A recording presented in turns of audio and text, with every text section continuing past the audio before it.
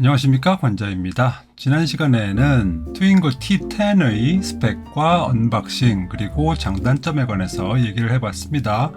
의외로 반응이 꽤 좋았어요. 아무래도 이 T10에 관한 기대가 상당히 많으셨나봐요. 그래서 댓글도 많이 달리고 또 조회수도 많이 늘고 그랬는데, 오늘은 지난 시간에 이어서 트윙거 T10A와 T10W의 메뉴를 자세하게 살펴보도록 하겠습니다. 먼저 T10A의 초기 설정부터 한번 보죠. 자, 이렇게 전원을 넣으면 이런 꽃무늬 같은 문양이 나오면서 최초 설정 메뉴가 나오게 됩니다. 먼저 언어 설정이 나오는데요. 이 많은 언어들 가운데 아쉽지만 한국어는 없습니다. 아쉬운 부분이죠. 그래서 어쩔 수 없이 영어를 선택을 하겠습니다. 사실은 저는 한국어를 지원한다 손 치더라도 그 한국어 지원이 되게 어설프기 때문에 항상 영어로 쓰고 있기는 합니다. 다음은 네트워크 설정인데요. 와이파이를 잡아야겠죠. 그래서 연결 가능한 와이파이 목록을 보니까 뭐야 이거? 5GHz 와이파이가 잡히네요. 분명히 스펙상으로는 미러링을 위한 와이파이 2.4GHz만 지원을 한다고 되어 있었는데 아니네요. 와, 이거 5GHz도 지원을 합니다.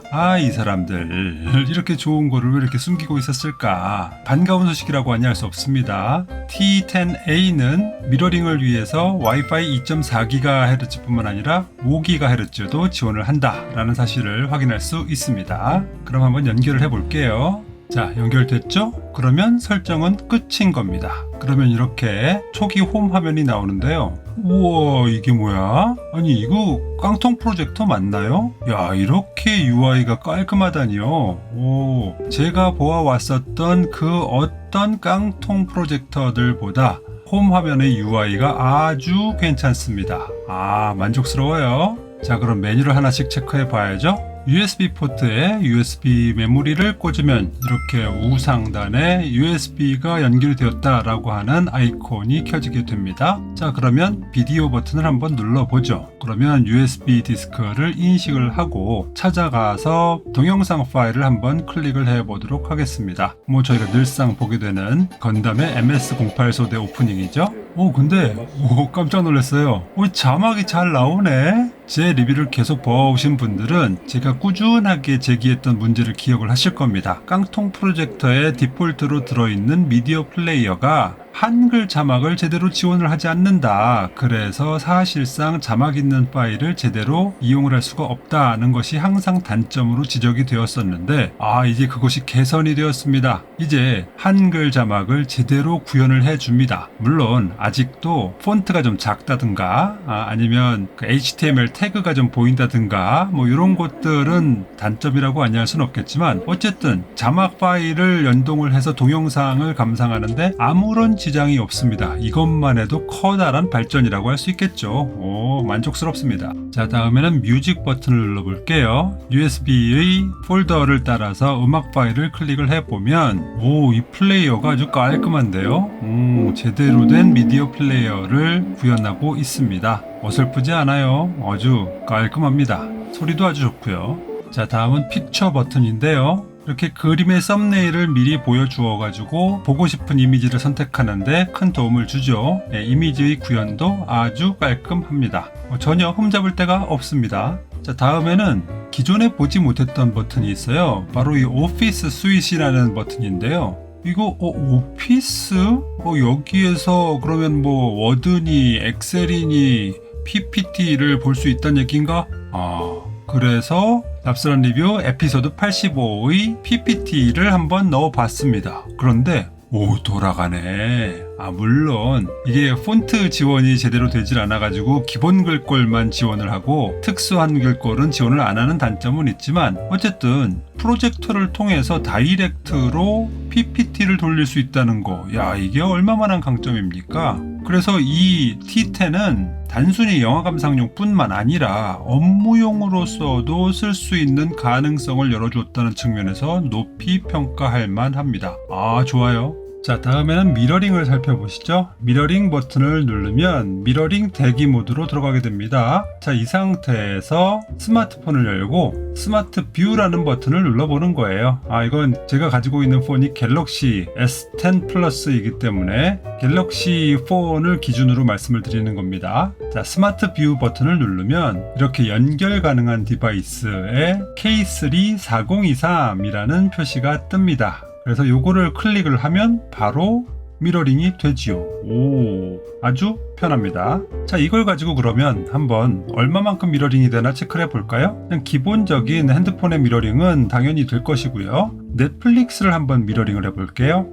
넷플릭스는 기본적인 앱의 미러링은 되지만 정작 영화 자체의 미러링은 되지 않습니다. 아쉬운 면이 있죠. 참고하시고요. 자, 다음은 BT 스피커 메뉴로 들어가 볼게요. BT는 블루투스죠. 이 T10 프로젝터가 블루투스 스피커가 된다는 얘기입니다. 이 BT 스피커 메뉴를 클릭을 하면 이렇게 블루투스 스피커 대기 상태가 됩니다. 프로젝터 K3 커넥팅 이라고 떠 있는 거 보이시죠? 그러면은 이 상태에서 핸드폰으로 가서 블루투스 연결 메뉴를 열어보는 겁니다. 그러면 아직은 이 프로젝터 K3가 블루투스 디바이스로 등록이 되어 있지 않은 상태니까 연결 가능한 디바이스 목록에 프로젝터 K3가 있는 것을 보실 수가 있을 겁니다. 자, 요것을 터치하면 등록 중이라고 뜨다가 등록이 되면서 블루투스 연결 요청이라는 메시지가 뜨게 되죠. 프로젝터 K3 디바이스를 연결할까요? 그러면 당연히 연결을 해야죠. 그러면 연결 중이라는 메시지가 뜨다가 오디오를 위해 연결됨 프로젝터 K3 뜨게 되죠. 이렇게 되면 화면이 꺼집니다. 까맣게 변해요.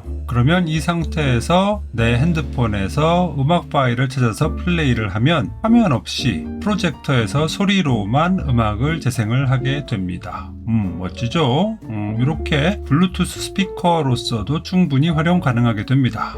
그런데 굳이 프로젝터까지 켜가면서 이렇게 블루투스 스피커로 이용할 일이 있을까는 솔직히 잘 모르겠습니다. 뭐 어쨌든 없는 것보단 나은 기능이죠. 자, 다음에는 블루투스 기능으로 넘어가 봅니다. 블루투스 디스커넥티드라고 되어 있는데요. 결국 이것은 프로젝터와 외부 장치를 블루투스로 연결해주는 버튼이 되겠죠. 자, 이것을 클릭을 해보면 연결 가능한 장치의 목록이 나옵니다. 저 같은 경우에는 평소에 블루투스 헤드폰을 자주 이용을 하니까 블루투스 헤드폰인 사운드코어 Q35를 페어링 모드에 두고 나면 이렇게 목록에 사운드코어 Q35가 뜨게 됩니다. 그럼 요것을 클릭을 하면 페어링 커넥팅을 거쳐서 액티브라고 뜨게 되죠. 이렇게 되면 프로젝터와 무선 블루투스 헤드폰이 연결이 되게 된 것입니다.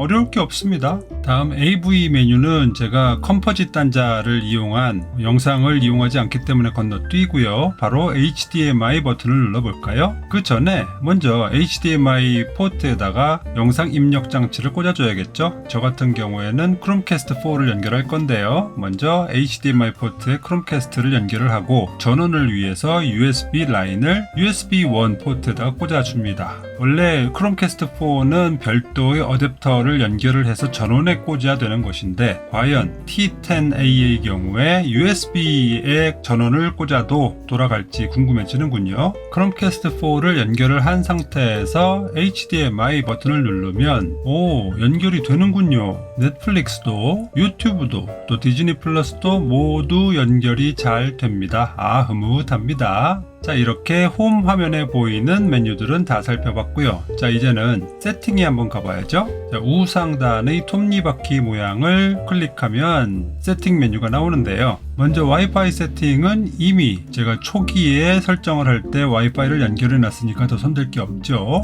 그리고 블루투스 세팅도 마찬가지죠. 제가 방금 전에 사운드코어 Q35를 블루투스로 연결을 해 놨기 때문에 더 손볼 것이 없습니다. 다음에 대망의 키스톤 커렉션 메뉴이죠. 흐뭇해집니다. 먼저 나오는 메뉴는 디지털 줌 메뉴인데요. 이것은 축소를 할 수 있는 기능이죠. 50%까지 축소를 할 수 있습니다. 그리고 호리존털 줌은 가로로 50%까지 줄일 수 있는 기능이고 또 버티컬 줌은 세로로 50%까지 줄일 수 있는 기능입니다. 그 다음이 바로 4포인트 키스톤 네, 이렇게 네 귀퉁이를 리모컨으로 각각 필요에 따라서 조정을 할 수 있는 그런 기능이 되겠죠. 야, 이건 뭐 깡통 프로젝터에서는 최강의 키스톤 보정 기능을 가지고 있는 모델이 바로 이 T10A입니다. 뭐 더 말할 게 없어요. 흐뭇합니다. 다음에 프로젝션 모드는 뭐 앞에서 밑에서, 앞에서 천정에서, 뒤에서 밑에서, 뒤에서 천정에서 뭐 늘상 하는 얘기고요. 다음에 데이트는 시간 설정이 되겠고요. 랭귀지 세팅도 초기에 설정을 해뒀었죠, 영어로. 자, other 세팅에서는 슬립 세팅은 일정 시간 지나면 꺼지도록 하는 세팅이고요. 부트 세팅은 처음에 부팅을 했을 적에 어떤 화면을 제일 먼저 뜨게 할 거냐라는 것이거든요. 그래서 홈 화면을 초기 화면으로 할 수도 있고 아니면 소스 화면을 초기 화면으로 할 수도 있습니다. Restore Factory 기능은 말 그대로 공장 초기화 기능이고요. 뭔가 좀 영 아닌 것 같다, 꼬인 것 같다, 잘 동작하지 않는다 싶을 적에는 공장 초기화 시켜 놓으면 잘 돌아가게 됩니다. 그리고 About 시스템은 말 그대로 이 T4A의 사양을 말해주고 있습니다. 그리고 업그레이드는 따로 그 업그레이드 파일을 구할 수 있는 경우에 USB 메모리에 담아서 꽂아두고 이 업그레이드 버튼을 누르면 전체적인 시스템을 업그레이드 할 수 있게 됩니다. 그런데 뭐 시스템 업그레이드 파일이 나오지 않죠, 잘. 사실 뭐 제가 안 찾아봐서 모르겠는데 깡통 프로젝터의 펌웨어나 아니면 시스템 업그레이드 파일을 배포하는 걸 제가 본 적이 없어요. 자, 이게 메뉴의 다입니다. 더 없어요. 자, 다음은 T10W의 메뉴로 한번 가봅시다. 자, 요게 초기 기동 화면인데요. 이렇게 안드로이드 로고가 뜨면서 부팅을 하다가 요게 최초의 홈 화면입니다. 자, 우리는 그러면 바로 세팅으로 들어가 봐야 되겠죠? 세팅 메뉴에는 앱 업데이트 메뉴와 세팅스 메뉴가 있습니다. 먼저 우리는 세팅스로 들어가 봐야 되겠죠? 제일 먼저 해야 될 것은 바로 네트워크 세팅입니다. 와이파이 세팅이죠. 그래서 들어가 보면 와이파이를 ON을 해 놓으면 연결 가능한 AP들이 보이는데요. 여기서 바로 5GHz 와이파이가 연결이 된다는 걸 알 수 있죠. 연결을 하고 밑에 보시면은 HDCP라는 곳이 있는데요. 여기 바로 미라캐스트를 위해서 존재하는 버튼입니다. 미러링을 하시기 위해서는 반드시 이것도 켜두셔야 합니다. 블루투스 세팅에서는 Add 액세서리를 누르고 역시 마찬가지로 사운드코어 Q35를 목록에서 찾아서 페어링을 시키면 페어링이 되지요. 다음에는 애플리케이션 세팅인데요. 요거는 이미 설치가 되어 있는 앱들의 세팅을 하나하나 조정을 할 수 있는 메뉴인데 사실은 뭐 손댈 게 없습니다. 다음은 랭귀지 세팅인데요. 이거 안드로이드 9임에도 불구하고 한국어 지원이 안 됩니다. 안타까울 따름이죠. 사실 정식 안드로이드 9 버전은 한국어가 지원이 되는 게 맞습니다. 그런데 이것은 아무래도 오픈소스가 커스터마이징 된 시스템이기 때문에 여기 언어에서는 한국어가 빠진 것 같습니다. 랭귀지 바로 밑에 키보드가 있는데요. 여기는 지금 안드로이드 키보드가 들어있잖아요. 그런데 이것이 한글 지원이 원활치 않을 겁니다. 그렇기 때문에 이것은 G보드라고 하는 APK 파일을 인터넷에서 찾으셔서 사이드로딩 방식으로 깔아주시는 것이 좋습니다. 그 다음에 밑에는 마우스라는 곳이 있는데요. 이거 뭔가 싶을 텐데 이것을 ON을 시키잖아요. 그러면은 리모컨이 일종의 마우스가 됩니다. 그래서 필요에 따라서 마우스처럼 활용을 할 수가 있는데 이거 귀찮습니다. 그래서 저는 잘 안 쓰게 되더라고요. 데이트 세팅은 오토매틱 데이트 앤 타임 그리고 셋 타임 존 뭐 그냥 눌러놓으면 자동으로 알아서 맞춰줍니다. 뭐 별로 신경 쓸 것 아니고요. 부트 세팅에서요. 파워 on 모드는 스위치를 켰을 때 스탠바이 상태에 둘 거냐 아니면 다이렉트로 바로 전원이 켜지게 만들 거냐의 선택의 문제인 것이고요. 파워 on source는 부팅을 했을 적에 초기 화면이 홈 화면으로 갈 거냐 아니면 컴포짓 단자가 연결된 AV 화면으로 갈 거냐 아니면은 HDMI 화면으로 갈 거냐인 것인데요. 이건 뭐 필요에 따라서 선택을 하시면 될 거고요. 파워 on launch 앱은 혹시라도 런처 앱을 쓰시는 경우에는 여기서 연결을 해서 초기 화면을 변경하실 수가 있다라는 것입니다. 프로젝션 이미지 세팅 메뉴는 먼저 인스톨 모드인데요. 요거는 똑같습니다. 앞에서 밑에서, 앞에서 천장에서, 뒤에서 밑에서, 뒤에서 천장에서를 말하는 것이고요. 4포인트 키스톤은 아까 전에 TWA에서 보신 적 있죠? 예, 똑같습니다. Horizontal and Vertical 키스톤 같은 경우에는 아까 전에 T10A의 경우에는 50%까지 됐었는데 T10W에서는 45%까지 됩니다. 그리고 줌의 경우에도 축소 줌이죠. 요거는 T10A의 경우에는 아까 전에 50%까지 축소가 가능했었는데 T10W의 경우에는 80%까지 축소가 됩니다. 즉 축소가 되는 범위가 조금 적죠. 팩토리 리셋은 공장 초기화이고요. 시스템 로컬 업데이트도 업데이트 파일이 있는 경우에 USB 메모리에 그 파일을 넣어서 업데이트할 수 있는 메뉴가 되겠습니다. About은 이 소프트웨어의 정보를 말해주고 있는데 여기 보이시죠? 버전 보니까 안드로이드 9.0 보이시죠? 자, 제가 지난 시간에 그 아쉬운 점 중에 하나가 안드로이드 tvOS가 아니고 그냥 안드로이드 OS라서 아쉽다라고 말씀을 드렸었는데 혹시 이런 생각을 가지시는 분들도 있을 거예요. 아니 뭐 안드로이드나 안드로이드 TV나 그게 그거 아냐? 라고 생각하실 분들이 계실 텐데 이게 다릅니다. 왜 다르냐면 안드로이드 OS는 스마트폰에 들어가는 OS라고 했잖아요. 그래서 그 UI의 기반이 터치 기반입니다.